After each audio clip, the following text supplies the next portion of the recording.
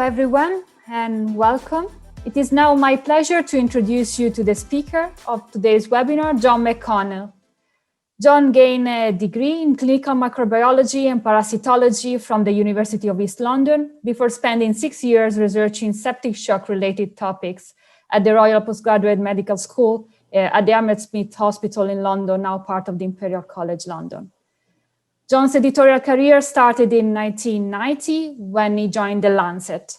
He has been a peer review editor for several years, and in 1996 was the first editor of the journal's website. In 2001, he was the founding editor of the Lancet Infectious Diseases. In addition to this, he was a member of the organizing committees for several international conferences. He chaired the organizing committee of the 2016 Royal College of Physicians of Edinburgh Infectious Diseases Symposium. He was an invited speaker at the European Congress of Clinical Microbiology and Infectious Diseases in 2008, 17, 18, and 19. John has authored research papers, editorials, and commentaries, and delivered lectures on academic publishing and infections-related topics. He has appeared as an expert commentator on national, international TV, on regional and national radio, and in national newspapers. Last but not least, in 2011, he was awarded the Fellowship of the Royal College of Physicians of Edinburgh. Without further ado, it's my pleasure to introduce you to John McConnell, who will be presenting COVID-19, reality and misinformation. John, over to you. Thank you very much for the introduction. Welcome, everybody. Thank you for joining us today. I'm going to spend the next hour or so taking you through a few of the aspects of COVID-19. I won't be able to cover every topic under the sun, otherwise we would be here for the rest of the day and well into tomorrow as well. So if there's some issues I don't cover in my presentation, perhaps we can come back to them in the Q&A session at the end. Okay, so here's an outline of the topics which I intend to cover. So some background on coronavirus diseases and the disease course, the current epidemiological situation, timeline of emergence of COVID-19, a run through the treatments that don't and do work, a look at the current vaccine situation, a quick review of the effect on healthcare delivery for routine healthcare, a few slides on Elsevier's response to the pandemic, and then some predictions about the future, which you can score me on later. Okay, so let's start.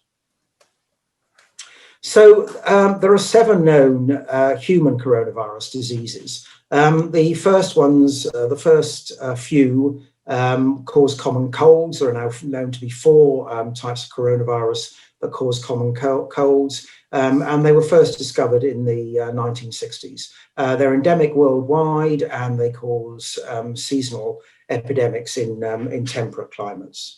And then the original SARS, severe acute respiratory syndrome, emerged from China in 2002-2003. It can cause fatal pneumonia. There's human-to-human transmission from symptomatic cases. The disease is currently eradicated. And then in 2012, Middle East respiratory syndrome appeared in Saudi Arabia, although there were probably a few cases which went undiagnosed in Jordan before that. It can cause fatal pneumonia. It's associated with exposure to camels. There are limited trains of human-to-human transmission. Outbreaks continue to occur, usually associated with healthcare facilities, and the great majority of cases are in Saudi Arabia. And then, of course, at the very end of 2019 and into this year, COVID-19, coronavirus disease 2019, appeared, caused by the SARS coronavirus 2. So came out of China, can cause fatal pneumonia, although most cases are mild. Infection can be transmitted, so the virus can be transmitted at the pre-symptomatic or asymptomatic stage, which is what I believe makes it really quite different from the from the original SARS and from MERS, and what gives the virus its pandemic potential. And there are 189 countries currently reporting cases. So in its mildest form, then the most common symptoms are fever, cough, fatigue, loss of appetite, and then there's a whole host of slightly less common signs and symptoms. About 1 in 5 patients progress to some more severe disease, which potentially requires medical attention, and people who have difficulty breathing, have persistent chest pain, confusion, they should be seeking medical attention, and that form of the disease can progress to severe and critical forms where you have pneumonia, acute respiratory distress syndrome, septic shock, and potentially kidney failure. The diagnosis is usually by real-time reverse transcriptase PCR of nasopharyngeal swab. Point of care tests are available, which just look for the antigen rather than trying to amplify the virus. But they do have some drawbacks, and they might miss asymptomatic patients with low viral load. Antibody tests are, of course, available, but they're more a sort of surveillance tool. They don't have immediate diagnostic value. Management, well, there's a whole host of guidelines, of which probably the ones which are most referred to are the WHO and the US National Institute of Health guidelines. Care is largely supportive, so such things as supplemental oxygen and fluid management for patients who are severely or critically ill. And there are a few drug options, but I'll come onto that in a few minutes. Outcome, recovery from mild cases happens at about 2 weeks. For more severe cases, 3 to 6 weeks, or sometimes even longer. The case fatality ratio, so that's the ratio between the number of deaths and the number of confirmed cases, depends hugely on age and also other comorbidities and the healthcare setting, of course, with variations from practically 0 for ages up to 0 to 9 years to 13% or more if you're 80 years or older. And the infection fatality ratio, which is the ratio between deaths and all infections, including those which are not formally diagnosed, is overall it's about 6%, but there is a huge variation, again by age, which brings me to one of my first sort of bits of myth busting. Is this disease any worse than seasonal flu? And for that, I'm going to say yes, it is very much worse. And here's a nice graph which illustrates that. So in the top half of the graph, in the red lines, we can see the infection fatality ratio, many estimates for COVID-19. And in the blue, we have the infection fatality ratio using data from seasonal flu from the USA. And as we can see, if you're young, if you're below 20, probably not much difference between seasonal flu and COVID-19, both pretty low. But as you get older, then COVID-19 becomes a much, much more serious disease than does seasonal flu. And this estimate shows 13 to 14 times more severe in terms of infection fatality ratio from the age of 60 upwards. And indeed, COVID-19 has become one of the leading causes of death. So these are some estimates from mid-September.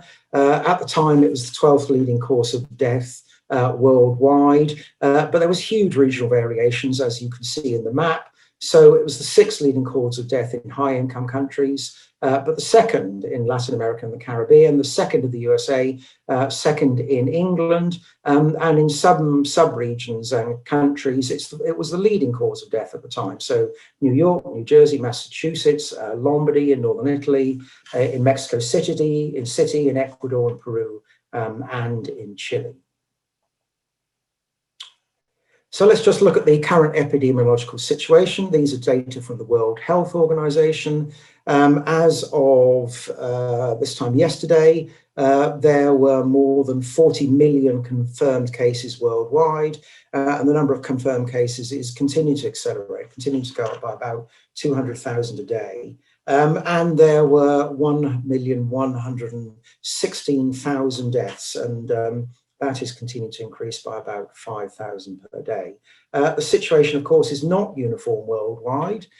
So here's some divisions by WHO regions. So at the top we have cases, and then in the bottom graph we have deaths. So we'll see that the Americas are the most severely affected in terms of both cases and deaths. And then Southeast Asia, which is the purple color, that is largely India. And then in green, Europe, which managed to do a pretty good job of suppressing the outbreak in the European region in midsummer in the Northern Hemisphere, has now seen a resurgence of cases since August, September. And then in the bottom graph, we look at deaths. Then the Americas leading in terms of number of deaths. There is a slow increase in deaths in Europe, but it hasn't yet caught up with the number of cases. And then I think it's striking that Africa barely figures on these graphs. And there are numerous explanations of being proposed for that, but I don't think we've really quite pinned down yet why Africa has largely escaped the serious ravages of COVID-19. And just if you look at the extreme left-hand end of these graphs, this is where it all started. This is China back in February, and just see how things have accelerated. So these are the top 12 countries ordered by cases.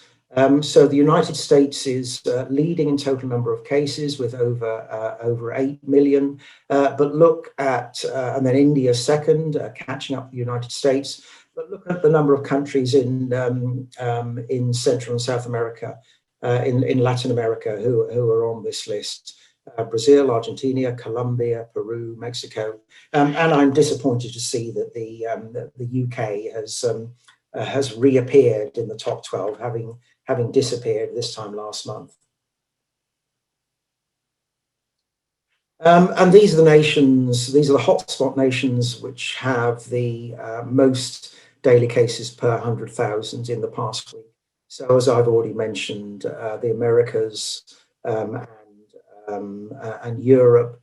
There's some concerning numbers, I think, coming out of the Middle East. There's been some quite severe outbreaks in the Middle East, which really haven't received much attention. And the outbreak in India continues to grow, although not at the rate it was at one time. And then just focusing particularly on Europe, because that's where the current acceleration in cases is happening.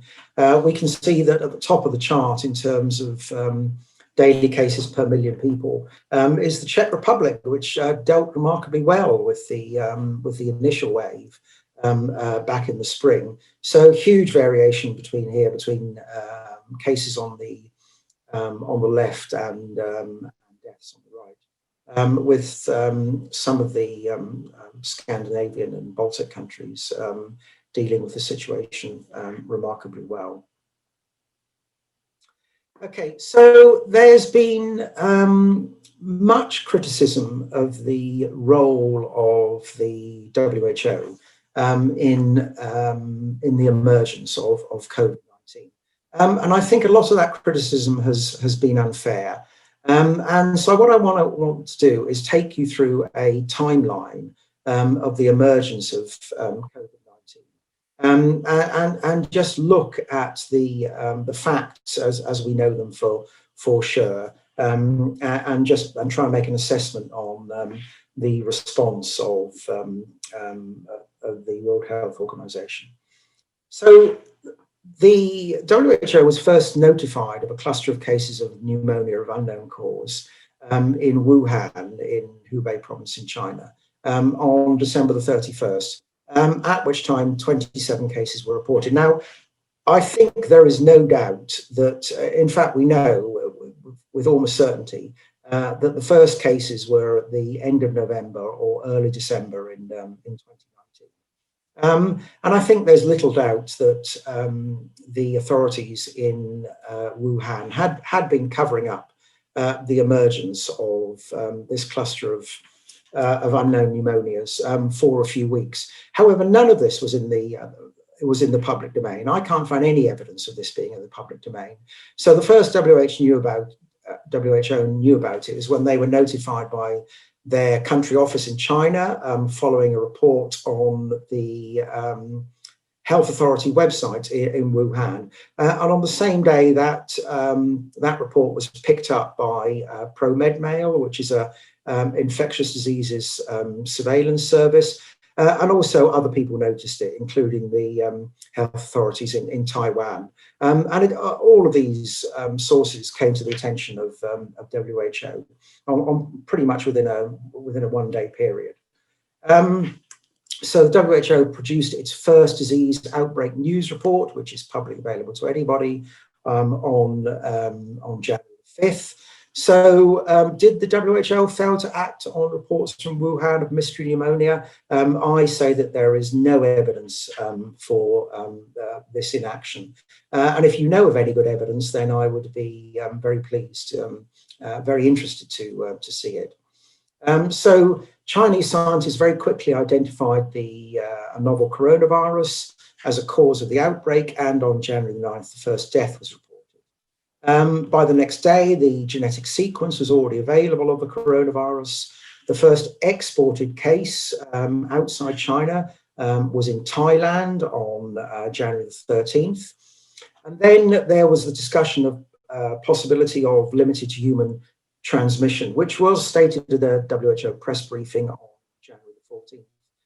Now, the WHO have been criticised for denying the possibility of human to human transmission. And I think that is unfair. They were actually asked to give an opinion, and the statement that was made at the time was that based on what was known about coronaviruses, then human transmission was likely. But that was hedged around with all sorts of caveats, which you have when you have scientific uncertainty. So perhaps the message was a bit ambiguous, but it didn't really matter because within a few days, human-to-human transmission was confirmed in China and reported as such by the WHO.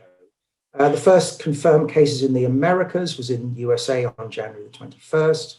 And then Wuhan went into lockdown on January the 23rd, at which time there were just 643 cases in China. First cases in Europe were on January the 24th in 3 Chinese travelers from Wuhan.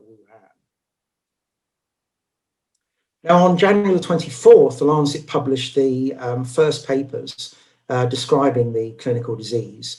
So there was a paper describing clinical features of 41 patients, 13 of whom were admitted to ICU, and there were 6 deaths, and asymptomatic carriage of the virus was reported.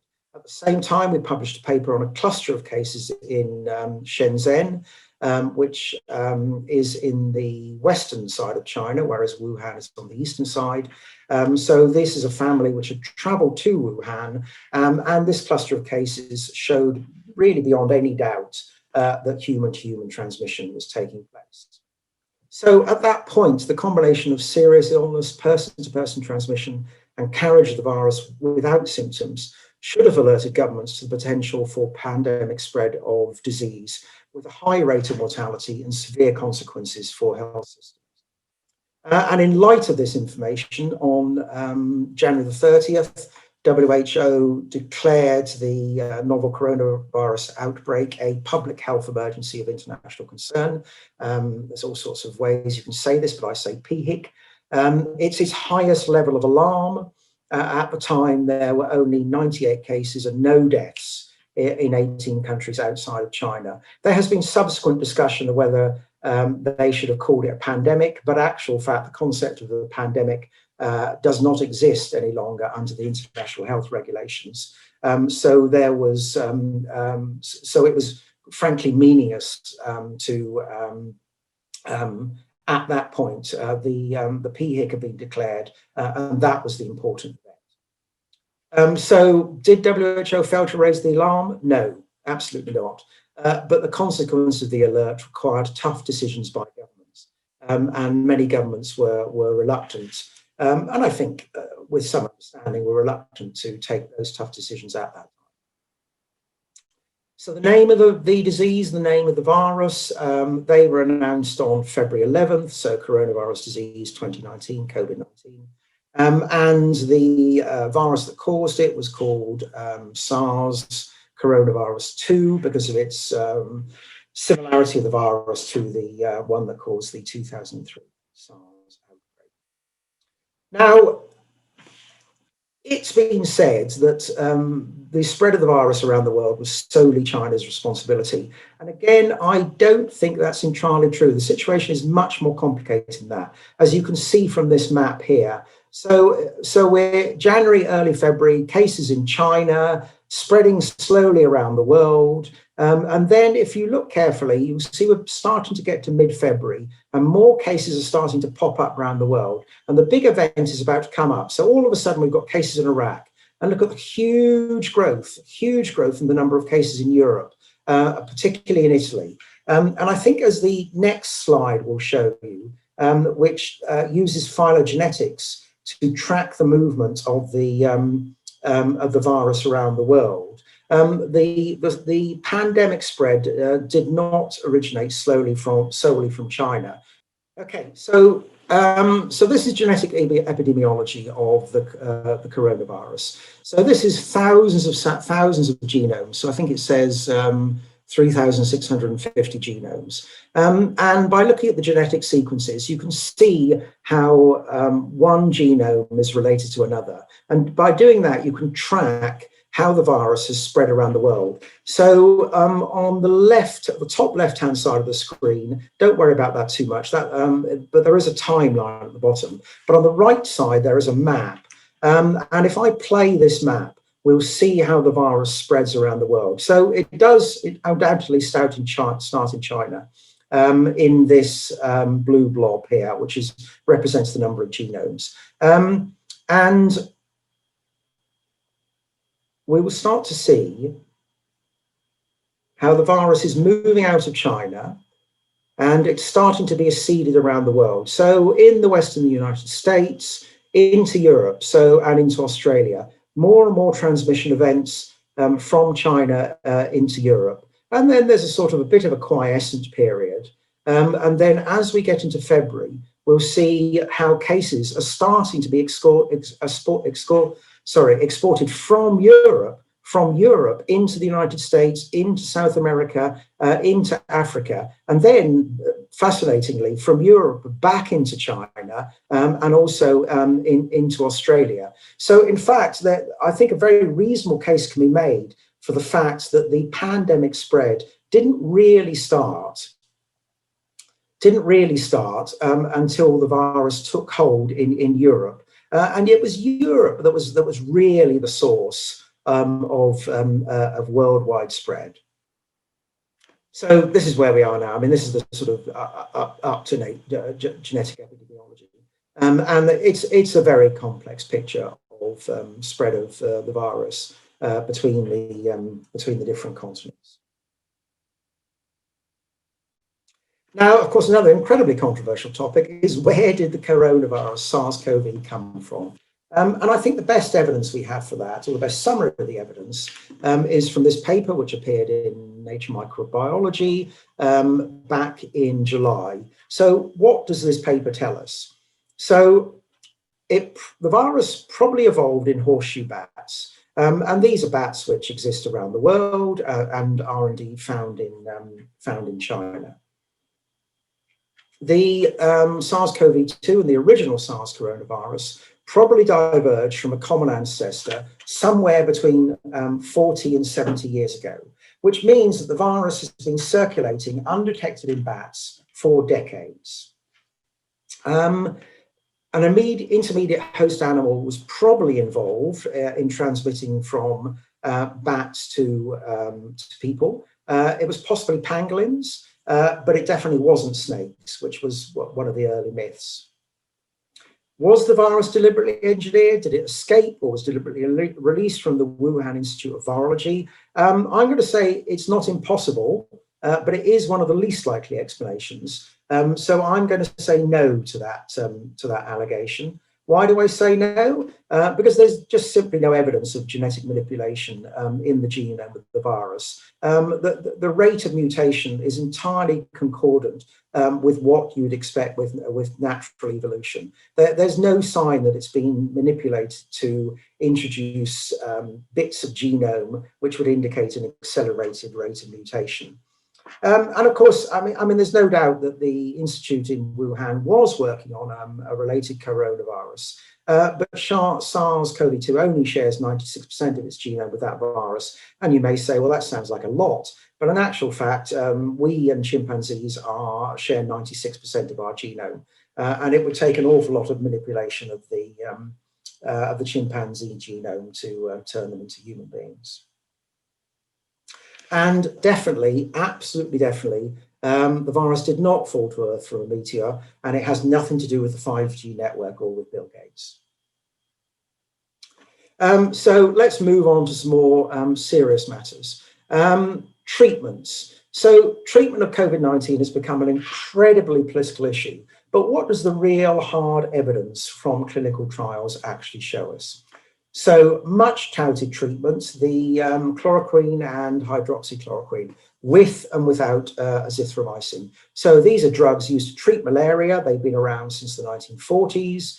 They're also used to treat some in autoimmune diseases. There was some early in vitro evidence of efficacy against coronaviruses, which led to their use, the drugs, to treat hospitalized patients in the very early stages of the pandemic. So numerous case series have been reported. And of course, that meant that to have definitive evidence, the drugs needed to be tested in randomized controlled trials. And some massive trials have been very swiftly organized. And the two leading ones at the moment are the trials taking place in the UK called the Recovery Trial, and a worldwide trial organised by WHO called the Solidarity Trial. So the evidence for hydroxychloroquine in hospitalised patients in both the Recovery and Solidarity Trial show no reduction for these drugs versus controls. Other trials have found no reduction in disease as either pre or post-exposure prophylaxis. And adding azithromycin to the hydroxychloroquine regimen has no additional benefit in hospital patients. So I'm afraid I'm scoring hydroxychloroquine as a big miss. Doesn't work. Then, of course, much touted has been an antiviral called remdesivir, originally developed by Gilead to treat Ebola. It's been authorized by both the FDA in the USA and the EMA in Europe to treat COVID-19. There is, from randomized trials, there is some evidence of better clinical status versus control in patients with moderate disease, although in that trial there was no mortality effect. The numbers who died were very low, so we can't draw any conclusions from that.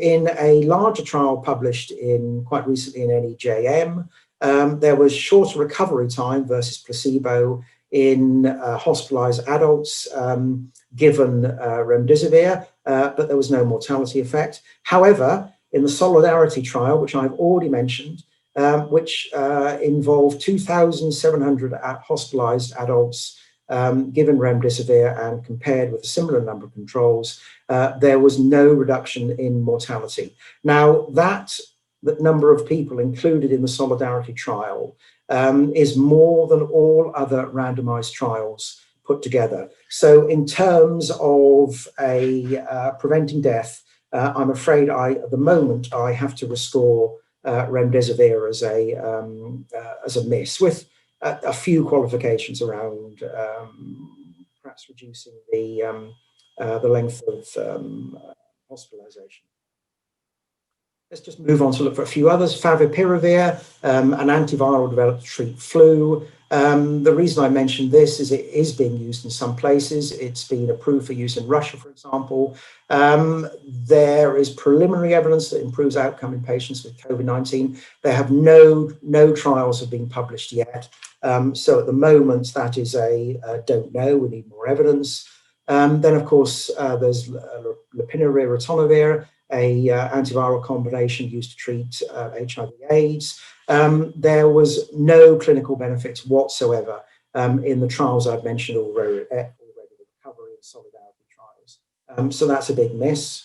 Tocilizumab, which is a monoclonal antibody which acts against interferon 6 receptor. There are many trials planned or ongoing. Roche, the manufacturer, doesn't seem to be able to make up its mind whether the drug works or not. So they first announced in one of their first trials, they said it didn't improve clinical status or reduce mortality. Subsequently, they have, in another trial, they found a reduced need for mechanical ventilation. But none of these trials have yet been published in journals. So that's I don't know. Then, of course, convalescent plasma. So the idea is that you take blood from people who've recovered from COVID-19, you separate out the plasma. It should contain high levels of antibody. Then you give it to people with active disease. It's received FDA emergency approval, but there is no definitive evidence yet of a beneficial effect on mortality, time to death, or symptoms. And quite recently, an NIH panel concluded that the data are insufficient to recommend for or against. So that at the moment is more evidence weighted. And it has been added to the as one of the arms of the recovery trial. So we should get some definitive evidence in due course. Now, as I mentioned the Solidarity trial a few times already, I just thought I'd show you the graphs because it's really fresh data, which only came out last week and only came out so far as only in preprint form. So it's probably best to look at these sort of inset graphs where they've just expanded the y-axis. So they've just gone, so the bigger graphs is 0 to 100% mortality. The inset graphs are just 0 to 15%, so you can see more clearly. But I think we can see from these Kaplan-Meier curves that there really is no difference between control and remdesivir. If anything, hydroxychloroquine makes the situation worse. No difference between lopinavir and control. And there was also an interferon arm in this trial. And if anything, the interferon made the situation worse in terms of mortality. So let's just move on to something a bit more promising, stuff that does work. And these are the corticosteroids. So dexamethasone.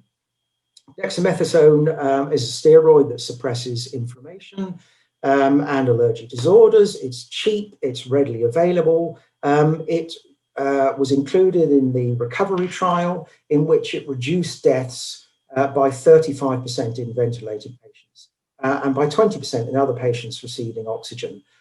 There was no benefit among patients who did not require respiratory support. And that finding was backed up by a trial done in Brazil. So it's the first drug shown to improve survival in COVID-19. So that gets a tick. And then a related corticosteroid, hydrocortisone.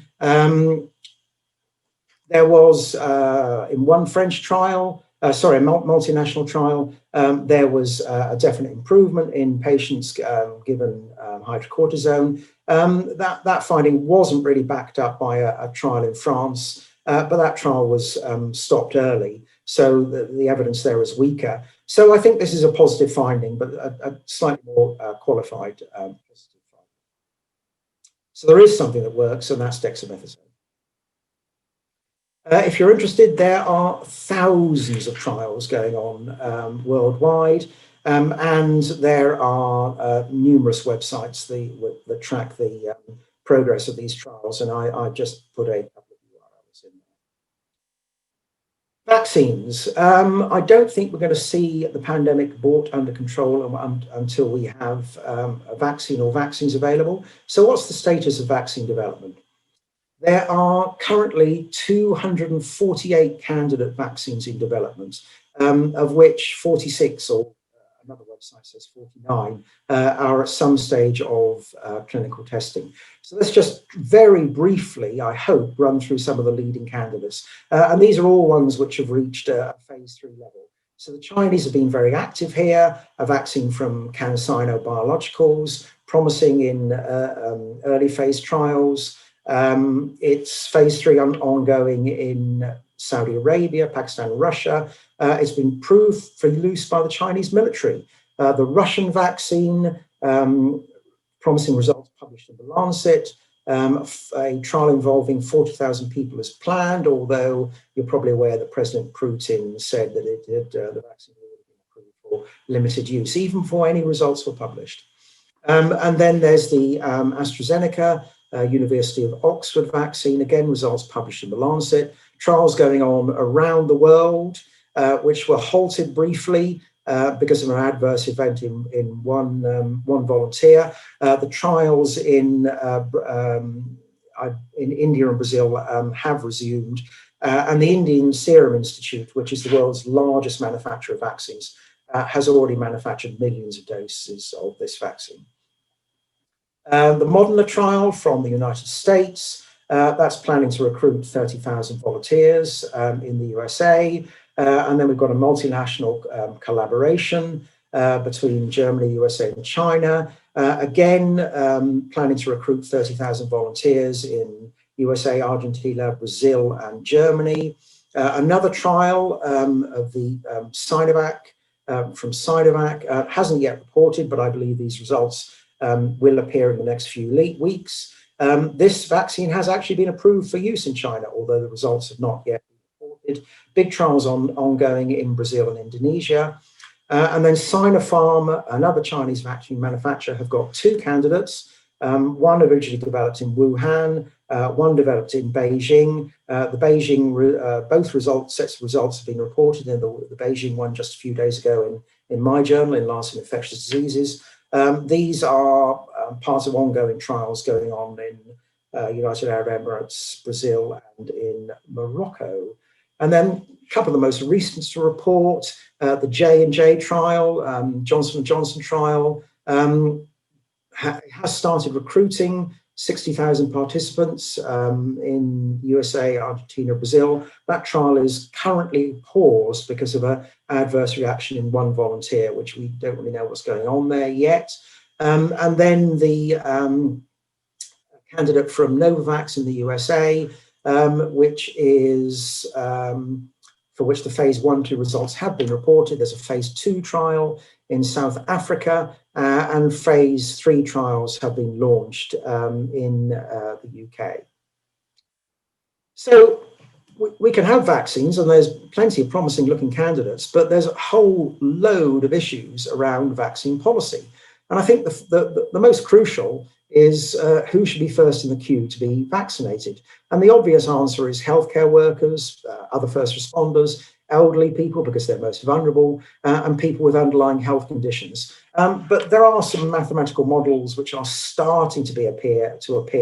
They're all a bit tentative at the moment because there's a lack of trials efficacy data, which suggests that maybe it will be actually worth vaccinating younger people first, because they're more likely to spread it around than the elderly are. So that sort of gut reaction is that we should give it to the older people first. Might not be correct, but we'll have to wait and see. Big issue around vaccine hesitancy. Will reluctance to be vaccinated limits the effectiveness of mass vaccination? As I've suggested already, transmission of the virus will only stop or slow down once sufficient people have been protected against the disease. Online survey, which I think was done back in July or August. Overall, globally, 74% of adults would be willing to get a vaccine for COVID-19 if available. However, that hides a multitude of different reactions around the world. So here's the countries that were surveyed. At the top, global average, 74%. Very high level of acceptance in China, Brazil, Australia, India. But down at the bottom, much, much lower levels of acceptance in Russia and in Eastern Europe, with the United States at 67%. And there have since been subsequent surveys showing even less likely, even fewer people saying yes, they would get the vaccine in the United States. There are concerns around rushing a vaccine to market. So the Trump administration has launched this initiative called Operation Warp Speed, which plans to make a vaccine available by January of next year. If a vaccine is rushed to market, then that risks undermining vaccine confidence if the vaccine proves to be poorly effective or if there are safety issues. I think it's more than likely that 2 doses of vaccine will be required for full protection. Most of the examples I've shown you actually required 2 doses of vaccine to get a full immune response. And adults aren't really used to getting 2 doses of vaccine. If you go and get your flu shot, then you just get 1 immunization. So persuading people to come back for a second immunization might limit the population level coverage. Big issue, I'm sure we'd all love to know the answer to this. Will vaccination provide an immunities passport? So, hey, I'm immune, I can go wherever I like, do whatever I want. And the answer is we simply can't know until enough people have been vaccinated routinely so that we can measure the population level of effectiveness of the vaccine. And at worst, of course, a weakly protective vaccine might be worse than no vaccine by giving false confidence and discouraging people from complying with physical distancing, mask wearing, and other non-pharmaceutical interventions. How frequently will revaccination be required? Well, the evidence we have from the coronaviruses which have been around for a while is that certainly the humoral immunity wanes over a population of a few years, over a period of a few years. Now, that doesn't mean that that the vaccine isn't inducing memory B cells or isn't inducing T cell immunity, but it's possible that the vaccination will have to be revaccination will have to be fairly frequent, and may require revaccination every few years. And I think it's an absolutely key point, that it's the whole world needs to be protected. It's no good one country or a group of countries being protected if the virus is still continuing to circulate freely worldwide and can be reintroduced into the otherwise protected populations at any time. So there is a global initiative called COVAX, which is a collaboration with of 172 nations to make vaccines available for the whole of humanity. As yet, the USA and Russia have not joined, but that's not to say they won't eventually. I just want to take a moment or two to look at how the pandemic has affected healthcare delivery for other diseases. So there's definitely been disruption to care for non-communicable diseases. A WHO survey done several months ago now found of 155 countries, found that care for rehabilitation, hypertension care, diabetes, cancer, cardiovascular emergencies had all been disrupted. Disruption was due to reassignment of staff, postponement of screening, cancellation of elective treatments, simple things like lack of public transport and insufficient PPE for healthcare providers.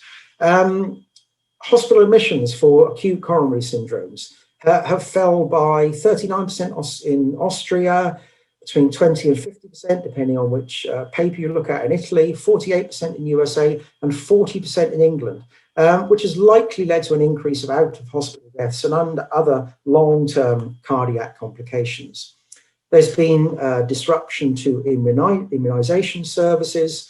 Again, another survey, 85% of countries surveyed reported disruption in vaccine services in May compared with January and February. And this has disrupted progress in controlling childhood diseases such as measles and diphtheria. In England, uptake of MMR vaccine fell by 20% in England during the first 3 weeks of lockdown, although that has since recovered. There's been modelling exercises around how the pandemic might affect care for HIV, tuberculosis, and malaria, which, as I'm sure you're aware, are routinely worldwide are the three biggest infectious diseases killers. So over a 5-year period, deaths from HIV, TB, and malaria could increase by 10%, 20%, and 30%, respectively, due to interruption of antiretroviral therapy campaigns, diagnosis and treatment, and bednet campaigns for malaria. Of course, we're going to see longer waiting times for care. I've just taken some numbers here from England where there are good data. The standard of care for England is that 92% of patients get to see a consultant after referral from their primary care provider within 18 weeks. By the middle of the year, only 52% were meeting that standard, which was a fall by a third from the previous year. There's an estimated backlog of 4 million patients awaiting a consultant appointment in England, and at least 14,000 fewer people have been urgently referred for lung cancer tests since March. And then there's just the cost of the response, and the cost of this is particularly burdensome for low and middle income countries. So as you can see, there is a huge burden, $52.45 billion or $8.6 per head over a four-week period for 73 low-income and middle-income countries from a modelling study. So my colleague Richard Horton, who's the editor of the Lancet, has described the situation that we are currently experiencing as not a pandemic, but a syndemic, because it's the coming together of the global epidemics of non-communicable diseases, of the big killers in infectious diseases, and COVID-19, creating a storm which is worse than any one of those diseases alone.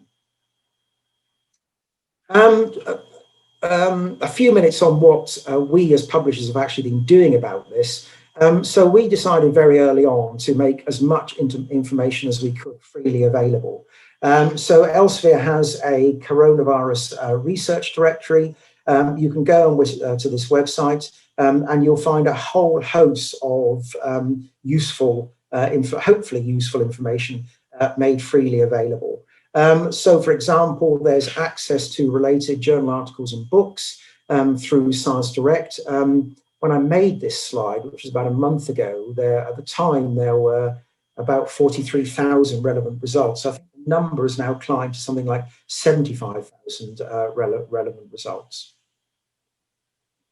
There's also a healthcare hub where useful information such as guidance on drug therapy and other sorts of treatment guidance are available. The Lancet has its own resource centre, so we are putting together everything relevant into and making it freely available on COVID-19 in our own resource centre. And then something which has not been much publicised is a collaboration between WHO and Elsevier to feed the information which we have and which we can identify into the WHO's knowledge base. So we're calling this CORA. It was initiated by my colleagues in the Elsevier data science team in Amsterdam. Elsevier has a suite of bibliographical databases which identify most of the literature which is being published around the world. And we have teamed up with WHO to make this information available in their own database. So initially we were duplicating and curating and the information which they already had to making it much more streamlined. And then more recently, we've been adding in new publications from the Elsevier databases into the WHO's own knowledge base. So they're looking at other places. They're looking at Medline, but at the moment, Elsevier is the only commercial organisation which is collaborating with WHO on their global literature database. So let us try and make some predictions about what's going to happen in the future. There is some suggestion that even as we go through waves of cases, the number of deaths is not actually falling in line with the number of cases. And I think if we can see that particularly if we look at the left-hand graph here and look at the sort of pinky line, which is the United States. So the United States never got out of its first wave. And they're now heading towards the third sort of surge, if you like, of the wave of cases. And again, Europe, Europe did deal with its first wave, but there's been a huge resurgence in cases since August, September, to levels way above where we were back in the spring. But if you look at the graph on the right-hand side, you'll see that the number of deaths has not matched the pattern of the number of cases. And now there is, of course, a lag in deaths. You'd expect a lag of 2 to 3 weeks. But at the moment, it looks as if that picture, even with the lag, that picture of the pattern of cases and deaths following each other is not yet being replicated. That doesn't mean it's not going to happen, but maybe there's some sign that we're dealing with mortality rather better. You can see that in data from all over the world. I mean, I've just taken France here. As you can see, a huge resurgence in cases in France in the top graph since August, but the growth in cases in deaths in the bottom graph has not yet followed that resurgence in cases. And this is Switzerland. So the top pair of graphs is cases. The ones on the right is just the last 4 weeks. And then the bottom pair is deaths, some sign of increasing deaths recently in the past few weeks. And then the middle pair of graphs is hospitalizations. So again, hospitalizations, you'd expect that to follow a week or two behind in the rise in cases, but that's not yet keeping up with the rise in cases. So maybe there's something hopeful going on here. These are data from the UK. So again, a huge surge in cases in the UK in the top graph since September, but hospital admissions, which is in the bottom graph, is only just starting its uptick. Now, that's not to say it's going to happen. This is the pattern that's happening everywhere. So this is the Czech Republic, which, as I've mentioned already, is doing worse in Europe at the moment. And this is hospital admissions in the Czech Republic. And as we can see, hospital admissions are now way above where they were in the spring epidemic wave. So maybe there's something going on here. Maybe we are doing a bit better. It's not quite clear. What could those possible explanations be? Are we managing things better? Well, I think there's definitely better clinical awareness of the disease. There's better supportive care. There are a few specific treatments that they should be bringing mortality down. I think there is also a surveillance, a change in surveillance which has happened. So, for example, in the spring, testing was mostly being done in healthcare facilities. So we had facility-based testing. So the community cases were largely being missed out. But of course, testing is now far more widespread amongst the population. So we're actually getting a much better picture of the real number of cases than we were back in the spring. So the apparent ratio between cases and deaths is reducing. Now that of course doesn't explain the absolute reduction in the apparent absolute reduction in deaths. One explanation that's been suggested is lower viral load. Is it possible? that because people are wearing masks, they're staying apart, they're applying hand hygiene and other physical distancing measures, is it possible that the viral load that's being transmitted from one person to another is lower, and that is a factor in severity of illness? We don't know, but it's possible. But I think an important factor here is a relative change in the distribution of cases. So cases are now more likely to be in young people than they are in the elderly. So if you look at the left-hand graph, and again, these are data from England, that is the distribution of cases by age from the start of the outbreak up until the end of August. And as you can see, there's a fairly even distribution, but with people over 80, far more likely to be cases, and the very young, unlikely to be cases. But then in the middle graph, we see the distribution of cases in the last 2 weeks. So that's the last week of, that's the last 2 weeks of September. So here we can see that there's been a quite considerable change in the distribution of cases towards the lower end of the age range. So there's far fewer cases are happening in the elderly, far more happening in young people. And as we know, as I'm sure you're all aware, and as you can see in the right-hand graph, the distribution of mortality is predominantly in older people. So maybe that's one reason why we're seeing few deaths, is because the elderly and the vulnerable are still shielding themselves voluntarily, whereas young people are not doing such a good job of doing that. However, I don't see any room for complacency. As I've shown you the graph from the Czech Republic, we can see what can happen. We have no idea of the health effects of the long-term health effects of non-fatal illnesses, and cases in the young could still easily spill over into the elderly. So some projections. So these are some graphs done by an organization called the Institute of Health Metrics and Evaluation. And there are dozens of projections. You can go to the US CDC website, and if you want to, you can drill your way down through 30 different projections, 30 different models of what's going to happen. But this is the one that I sort of trust a bit, that they've got much better than they were when they first started doing this. So globally, this organization, from where we are now, which is 1,116,000 deaths, and this model has actually slightly overestimated the number of deaths as of October the 20th.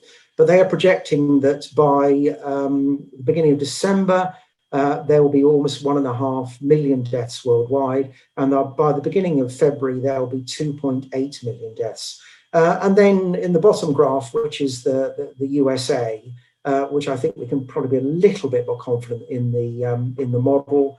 Then from where we are now, which is 218,000 deaths, the model is projecting 261,000 deaths by December the 1st and 389,000 deaths by February the 1st. But it's not all about deaths. It's also about hospital resource use. The big issue is our health services becoming overwhelmed and unable to deal with caseload. So there are projections for hospital resource use. I've just put in a couple of examples here because they are in two very disparate health systems. So the top one is from the UK. You should look at the purple line. So the solid purple line is the number of beds available in the UK in hospitals. The dashed purple line is the projection. And at the moment, the projection is that the requirement for hospital beds as we go into the winter is going to outstrip the availability of hospital beds. And then the bottom scale is India. The modelers don't know how many hospital beds are available in India, so they haven't put in a solid purple line for that. But by these projections, India has as yet not got anywhere close to where it's going to get with the requirement for hospital beds.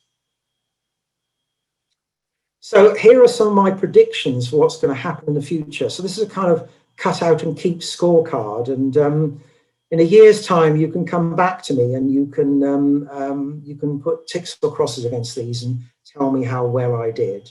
So as we're seeing already, there's not much of a prediction here that's happening. There are going to be new waves of disease in the Northern Hemisphere winter, but I'm speculating that there will be relatively fewer deaths. I wouldn't want to be in government at this stage. I wouldn't want to be a government minister because there's a no-win dilemma for governments as they attempt to minimise severe illness and deaths while trying to keep society functioning. There will be more local lockdowns. We are seeing that already.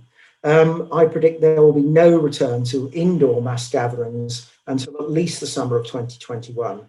There will continue to be limitations on the size of outdoor mass gatherings into the summer of next year. So don't expect to see full sports stadiums or huge music festivals, for example. Quarantine requirements after travel to specified countries will continue. They will continue to be imposed. They will continue to be lifted as the epidemiological situation changes, and they will continue to be reimposed. So I'm personally rather nervous about booking a holiday for next summer. There will, I'm afraid, be another year of mask wearing, of physical distancing, and other non-pharmaceutical interventions in enclosed public places.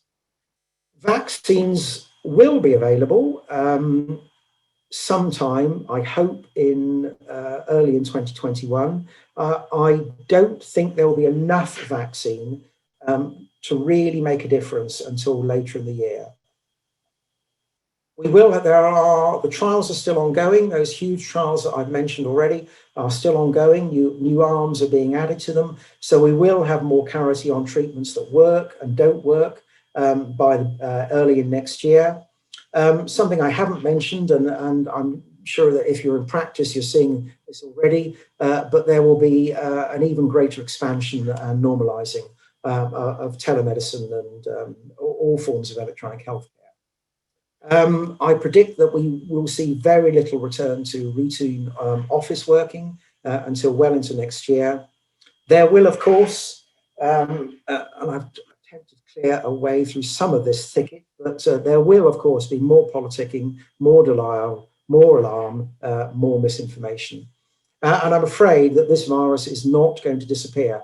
I don't believe that the virus is eradicable, and I think it will become an endemic coronavirus, as with the 4 seasonal ones we have already. So thank you very much for your attention, and I will unshare and take questions. Thank you very much, John, for this very informative presentation. So we have already several questions in the Q&A box, and I encourage everyone that wants to make a question to write it down on that box. So John, if you want to go through some of the questions, we start from this and then we'll see.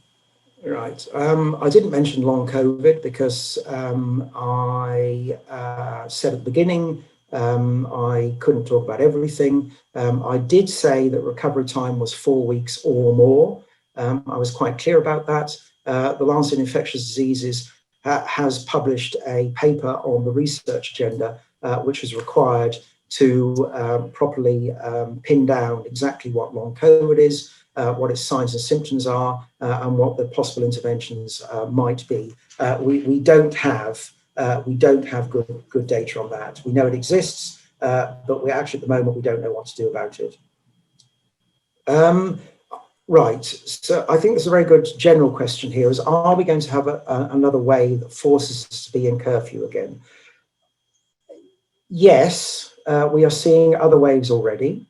Are we going to be confined to our homes in the way that we were back in the spring? I think that's unlikely because I don't think there's any government that really wants that. But we are going to see reinforcement of movement restrictions. So we will see limitation on the size of gatherings. We will see limitations on household mixing.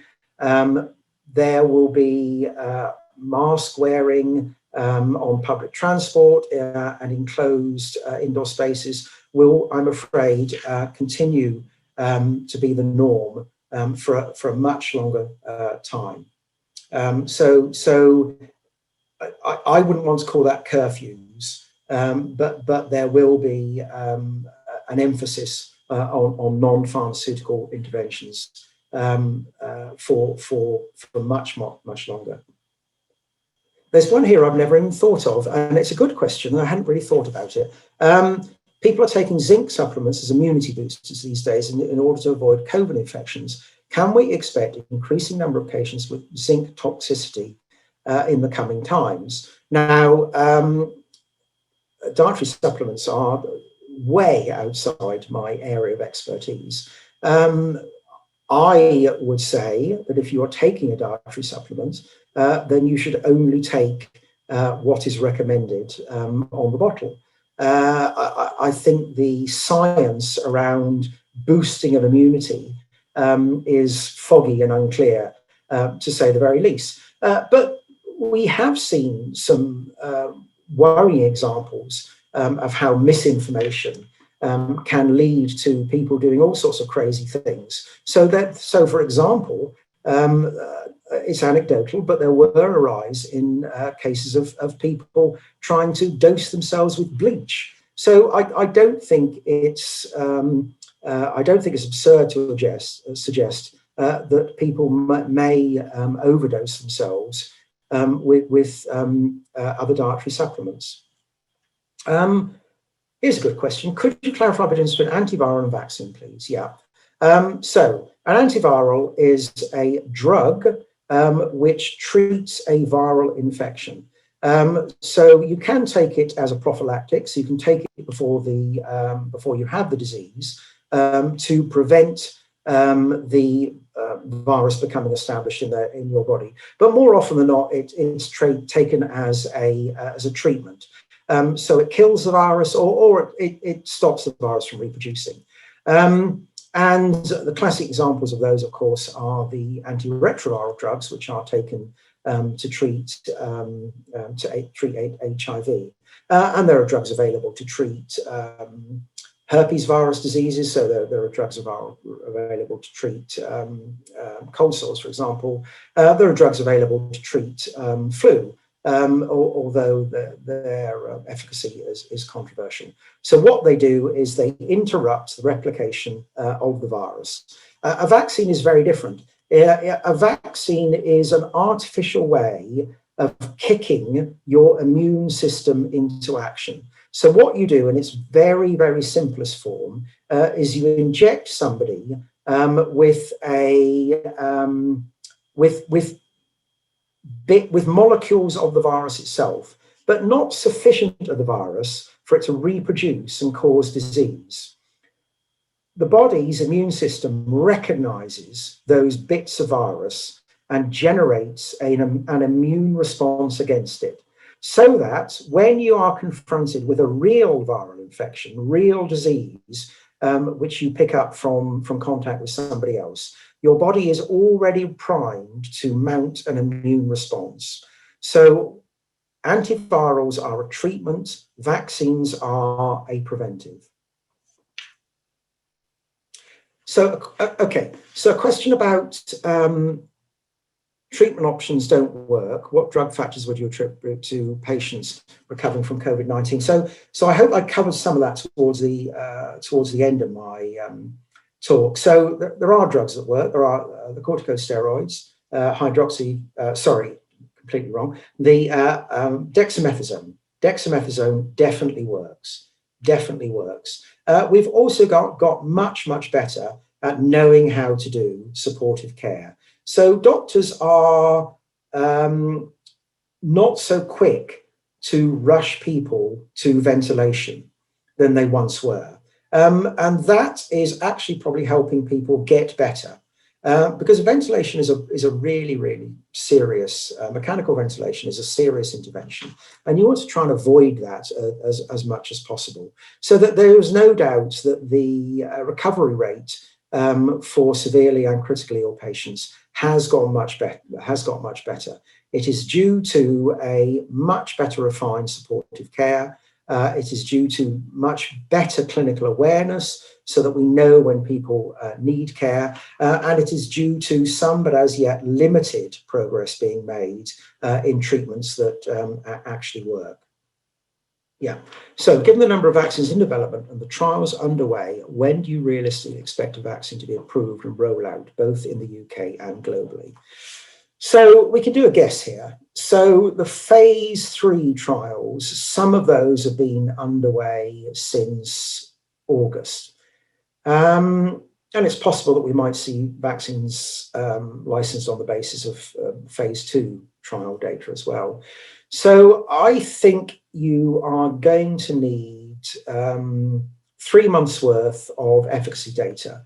So you're going to need 3 months of half your volunteers getting the vaccine and half getting a placebo, and looking at the difference in acquisition of new infections between the vaccine recipients and the placebo recipients before you have an answer to demonstrate the efficacy of the vaccine. So August, September, October, November. I don't think we will have the efficacy data that we can be reasonably confident of until November.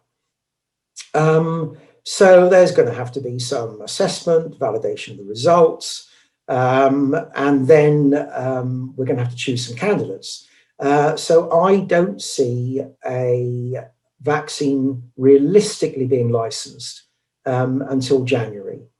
And then we can start rollout. And of course, supplies will be limited to begin with. So it's going to have to be a very progressive rollout.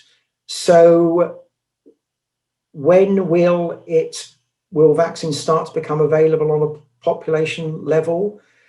The spring.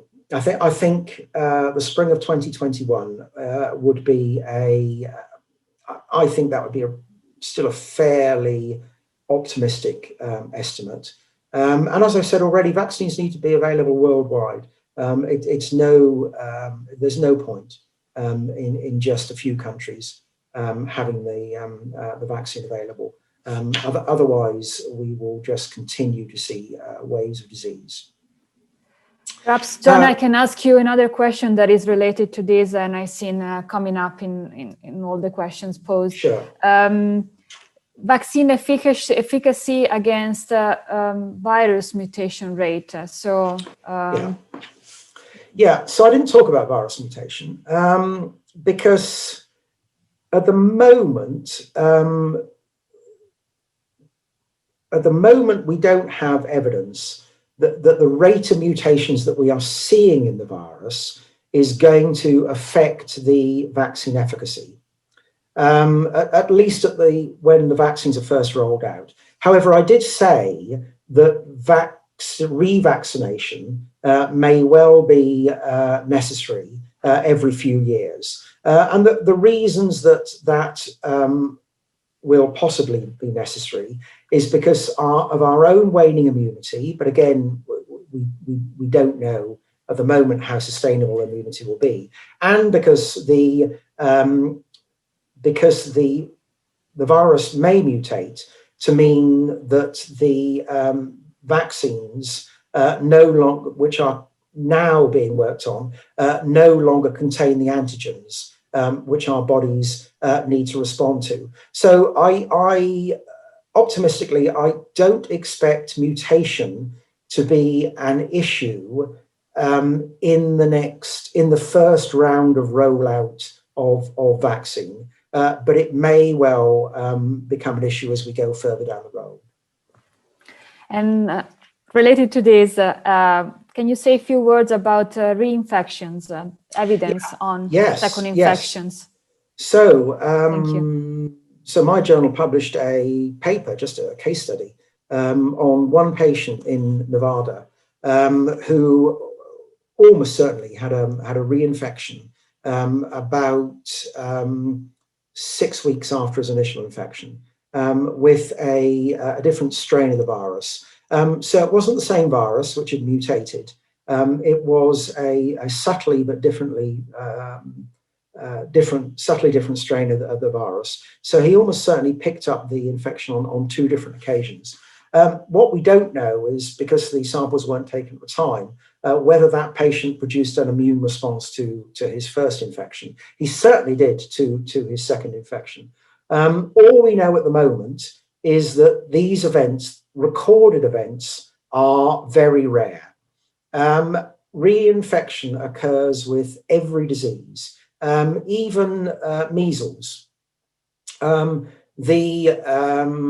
If we just take the data from vaccine efficacy, the measles vaccine is something like 96, 97% effective, which means that people get the disease even after being vaccinated. So immunity is not perfect. There will be reinfections. There will be reinfections. Whether it will be a population level problem, I doubt. I seriously doubt. But at the moment, we just don't know. I think it's more likely to be a problem related to what I've already said about the need for revaccination. So we may well see mutation in the virus, making reinfection more likely. We may well see waning immunity, making reinfection more likely, in which case there will have to be more frequent revaccinations, similar to what happens with the seasonal flu vaccine. I've got a question here which I do want to answer on the coordinated clinical trials, the recovery and the solidarity trials, and is there precedent for that? And are there other similar ones going on? Yes, I mean there are similar ones in the United States, perhaps not yet at the scale of the solidarity trial. The recovery trial is adding additional arms to it, so it's still ongoing. I know of no similar sized treatment trials in infectious diseases. Perhaps some of the trials of the flu antivirals about 20, 25 years ago, and maybe the HIV trials, but HIV drug trials, but I don't think they reached quite that number of participants. One of the reasons this has happened is because a lot of very clever people have put a lot of work into being prepared to launch trials quickly in the event of a respiratory pandemic appearing, on the back of what happened with the flu pandemic in 2009, and then subsequently boosted by concern about Ebola, although Ebola was never going to be a pandemic. But those were the sort of triggers which led to planning, so that we had templates for the organisation of trials readily available, and that planning has come to fruition with the recovery trials, with the solidarity trial, and there's a big French one as well called Discovery, which I believe has fed into solidarity, and there are ongoing phases of solidarity which will deal with vaccination as well. So yeah, I think the scientific community and clinical researchers have responded with unprecedented speed, and their work has led to some very, very solid answers around what does and does not work.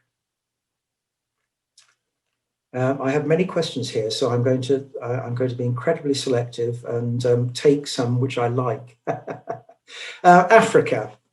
So what's happening in Africa? How about the apparent low level of virus in Africa? Is it a real picture? So the worst affected country in Africa by far has been South Africa.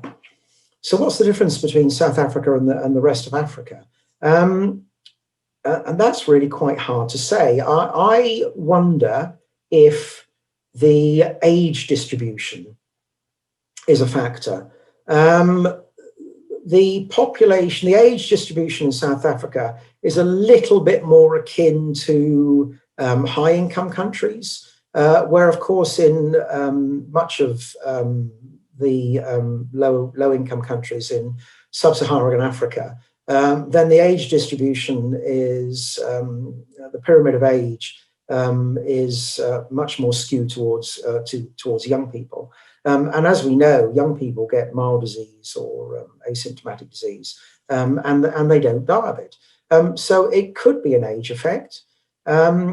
Is there a possibility that there also, of course, could be underreporting? There could be considerable underreporting, although the surveillance in Africa is really not that bad these days. And again, some of that has come out of concerns after the 2009 flu pandemic about how poor surveillance was in Africa. So the African Centre for Disease Control was set up a few years ago and is doing a decent job. I also wonder, could there be that there's some sort of pre-existing immunity because of year-round exposure to the endemic coronaviruses? I simply do not know. But if we had answers to those questions, I think that would help us greatly in planning responses in the Americas and in Europe to the much more severe situations that are going on here. I've got a question here about monoclonal antibodies.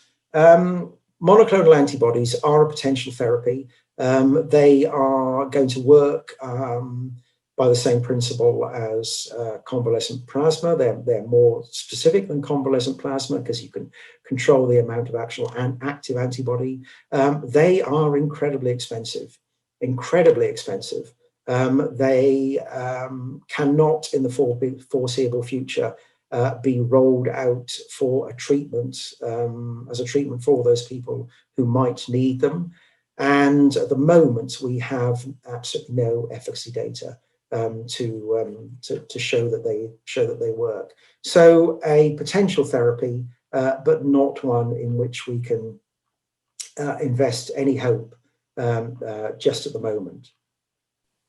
I've got one here, which is something I'd never thought of, but perhaps I can do it very quickly. Do you think COVID can stay latent in the body and there is a chance of reactivation? No, I've seen absolutely no evidence for that. I mean, there are, of course, latent viruses, the herpes viruses being a classic example. I've seen no evidence whatsoever for latency in the coronaviruses. And the reason that we sometimes see people with positive tests, even sometimes months after their active infection, is because they're still continuing to shed bits of virus. Perhaps, John, we can sort of end up the discussion by saying something on misinformation. How can we fight that around a disease like COVID-19, so new and so unknown? I think we have to be as active in our pushback against misinformation as the people who are espousing that misinformation are being. So I think as healthcare professionals in the very broadest sense, so whether you're an editor who hasn't been in a lab for more than 30 years, or whether you're currently practicing, whether you're at the coalface of patient care, if you hear misinformation, then I think it is part of good practice to now attempt as best as you can to counter that misinformation. With this, I'd like to thank you, John, for your time and for your presentation. And thank everybody that attended today. And I wish everybody a good day. Thank you very much. Thank you very much. Bye. Thank you.